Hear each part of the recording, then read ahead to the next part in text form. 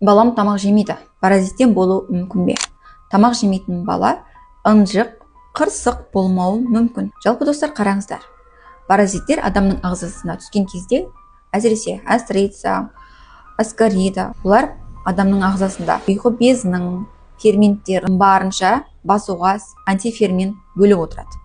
Негізі паразиттер, аскарида мен астрица, олар белок болып табылады, тұнып тұрған белок. Ал оны ұйқы безі құртып жіберуге негізі дұрыс жұмыс жасайтын болса қауқары жетеді. Ал адамның иммунитетін әлсірете отырып, олар сосын ұйқы безіне антифермент бөліп, өзін қорытпауға жақсылап жағдай жасап алады. Ал баланың ұйқы безінің ферменттері дұрыс жұмыс жасамаған кезде бұл жерде не болады?